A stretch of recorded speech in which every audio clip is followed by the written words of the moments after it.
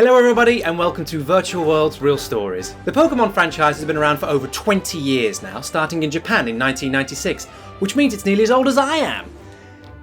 If you carry the one and the other one and forget about that period of my life, it's been around a while. And in that time, the concept has spread over countless games, TV shows, books, music albums, stage productions, and even the big screen. But at the core of the series are the Pocket Monsters themselves. As of the time of recording, there are over 800 different Pokemon, and that number's set to increase with further generations being introduced in the future.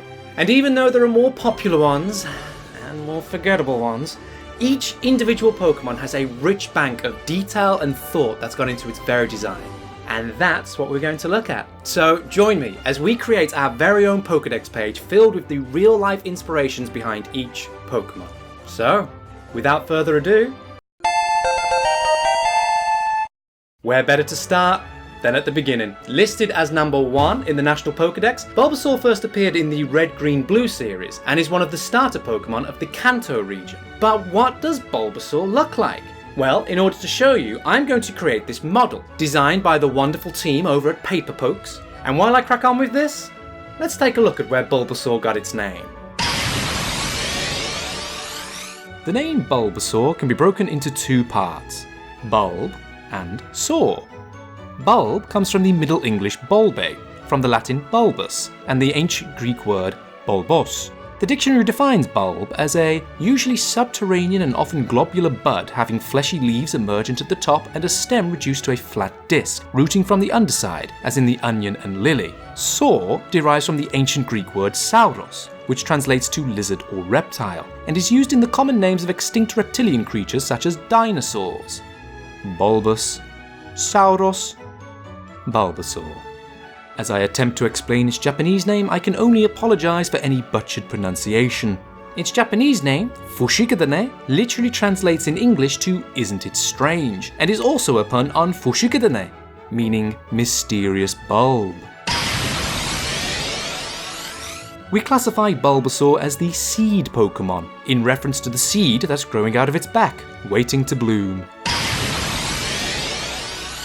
And this is what Bulbasaur looks like. As you can see, quite a short, compact creature overall, a greeny tint to its skin to really drive home the fact that it's a grass type. On its face it has these two red eyes with white pupils, two little ears on top, a little snout, and a huge mouth in a very wide smile with two teeth protruding out of the top jaw. It has 4 stubby legs with 3 claws on each foot, bluish-green liver spots dotting its body, and of course on its back a giant green bulb to prove that it's really earned its name. And now we know what Bulbasaur looks like, let's take a look at the real-life influences that have inspired this design. The main body of Bulbasaur draws heavy similarities to that of a frog. With over 7,000 species making up around 88% of all extant amphibians, frogs are widespread across the world, being found on all continents except Antarctica. It's just a little bit too chilly for its thin skin. Talking of its skin, it's glandular and the main form of defense against predators, whether being brightly colored, distasteful, or quite simply toxic. It's assured the species' survival for the last 200 million years of development. And even though Bulbasaur hasn't been around for that long, it still has a lot of shared characteristics. The overall stout nature of a frog, sitting back into its hind legs, its front legs sprawled out in front, can be seen evidently in the design of Bulbasaur. A wide mouth is shared between the two. And even though Bulbasaur doesn't have an extendable tongue, I'm sure we can agree that they both have lovely smiles. Another common feature of frogs is the absence of a tail, as can be seen, or rather not seen, on Bulbasaur. And even the Pokemon's liver spot style markings can be seen in nature, reflecting the bumpy, warty skin that can be seen on many of the amphibians. Of course, attached to that main body is the eponymous bulb. As can be seen in an onion or a plant bulb, these bulbs and Bulbasaur's bulbs are very, very similar, with a rotund base tapering to a point at the top. We'll have to wait with bated breath to see what will bloom. And now we've looked over some of the overall details of Bulbasaur, let's delve into some of the specifics that make this Pokemon unique. Grass. The lightest of the Kanto starters, Bulbasaur weighs in at 15.2 pounds, approximately 6.9 kilos, or as you may know it, 57.5 red onions. The tallest of the Kanto starters, Bulbasaur measures in at 2 foot 4 inches, approximately 0.7 meters, or, as you may be more familiar with, 10 red onions high.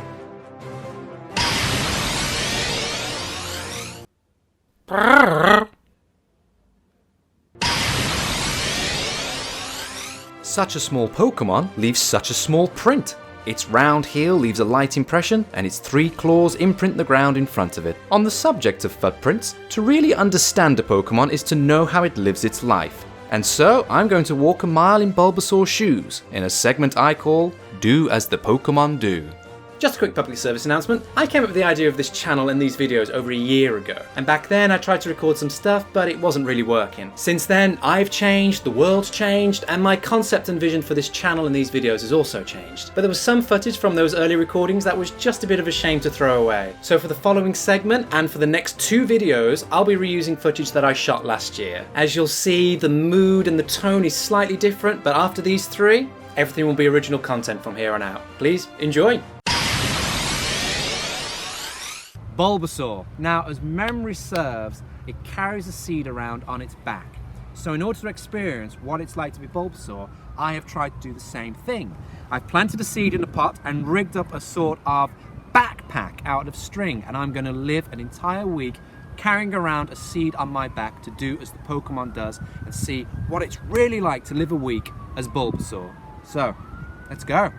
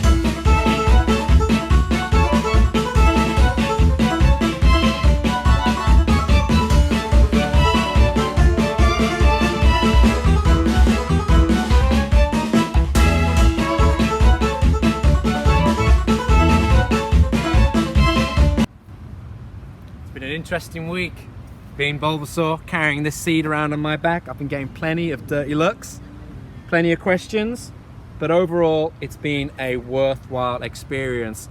Is this what it's like to bear life?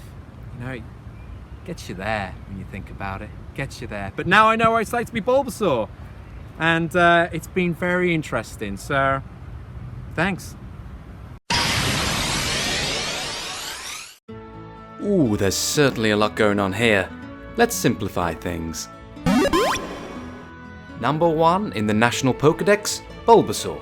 Japanese name, Fushigedane. Classified as the Seed Pokemon. A grass type, weighing in at 15.2 pounds or 6.9 kilos, standing at 2 foot 4 inches or 0.7 meters. Its footprint looks like this, and its cry sounds like this. Its design is based on the physiology of many common frogs, and the bulb on its back resembles the generic shape of many bulbs. Its Pokédex entry reads, "The seed on its back is filled with nutrients. It can go for days without eating a single morsel. In the bulb on its back, it stores energy." And now, we know Bulbasaur. Did you learn anything new? Is there anything that I've missed out? And how many of you chose Bulbasaur as your starter Pokemon? Let me know in the comments below. I really enjoy making these videos, and I hope to do one for each individual Pokemon, but they take a little bit of time to make, so please be patient. But there is still plenty of content on Virtual Worlds Real Stories, from the weekly memory card lanes to the full stories of video games. So check it out. If you enjoyed this video, please like and subscribe and share with others. But for now, my friends, luck and more to you all. And catch you next time.